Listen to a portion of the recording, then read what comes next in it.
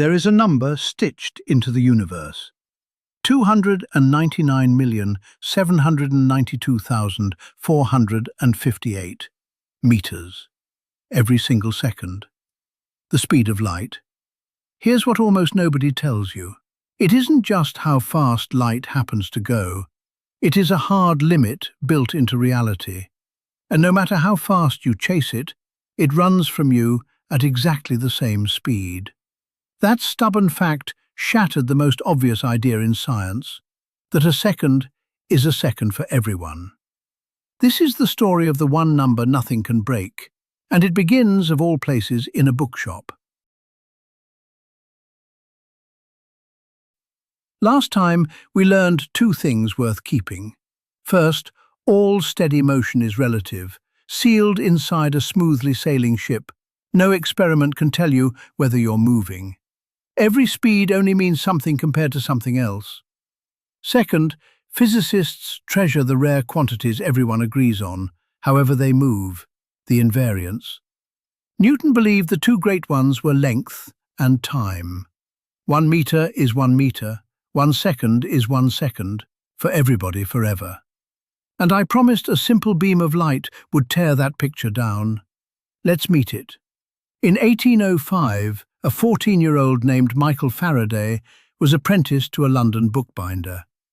His family was poor, his father a blacksmith, often too sick to work, and school had taught him little more than reading, writing, and a little arithmetic.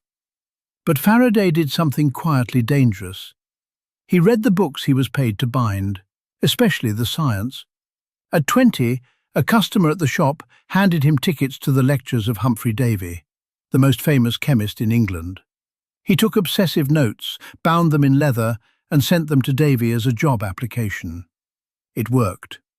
The bookbinder's apprentice grew into one of the greatest experimental scientists who ever lived. In 1831, with little more than coils of wire, magnets and batteries, Faraday found something that runs your entire world. Move a magnet through a coil of wire, and, while the magnet moves, an electric current flows. Motion becomes electricity.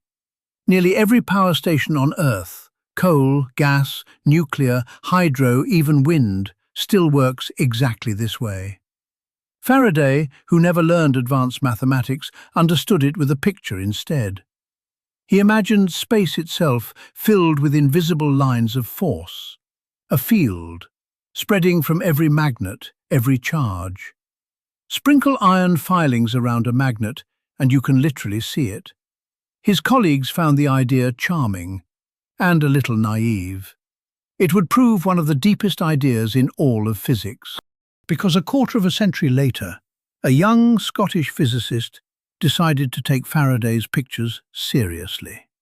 James Clerk Maxwell was everything Faraday was not, a prodigy, trained in the highest mathematics of his age.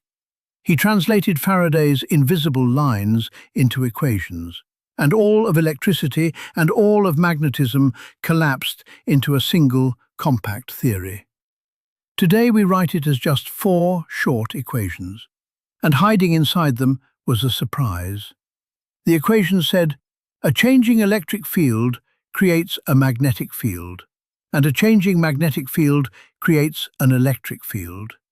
Each can give birth to the other, which means a ripple in these fields can roll through empty space forever, each field endlessly regenerating the other. A wave. So Maxwell asked, how fast does this wave travel? The speed came out as a combination of just 2 numbers, the measured strength of electricity and the measured strength of magnetism. Numbers you can measure with wires, magnets, and charged spheres on a bench. No telescopes. Nothing, apparently, to do with light at all. Maxwell put the 2 numbers in, and out came a speed of about 310 million meters per second. And that number was already famous. It was, to within the measurements of the day, the speed of light. Light, Maxwell realized, is this wave, an electromagnetic ripple driving itself through the darkness into your eyes. A benchtop of coils and magnets had just revealed what light actually is. But if you were paying attention in episode 1, something should be bothering you. We agreed every speed needs a compared to what? 30 miles an hour compared to the shore. So this famous speed of light is measured compared to what? Maxwell's equations don't say. There is no slot in the mathematics for the speed of the lamp that made the light, no slot for the speed of the eye that catches it. Just one fixed number, with no point of view attached. The Victorians had a ready answer. Every wave they knew waved in something. Water waves need water. Sound waves need air. In empty space, no one can hear you scream. So light, surely, must wave in some invisible stuff of its own.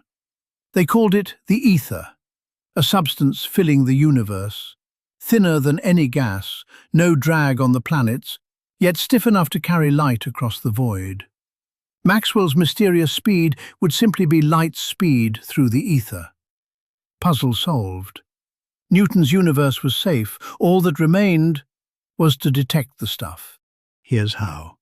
If Earth is flying through the ether, an ether wind must blow past us, the way wind pours through an open car window on a perfectly still day. Think of a swimmer.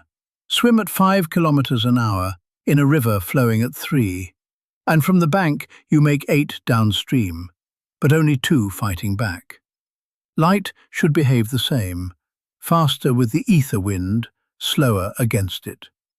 In 1881, an American physicist named Albert Michelson built the first version of an instrument to catch that whisper. It raced 2 beams of light against each other, one along the wind, one across it. It saw nothing, but it was too crude to be sure. So he refined it for 6 years, joined by Edward Morley, until the final version, floating on a pool of liquid mercury, was 10 times more sensitive. In 1887 they published Nothing, no difference, in any direction, noon or evening. And when the experiment was repeated, season after season, decade after decade, still nothing. The wind simply was not there. Which leaves exactly 2 ways out.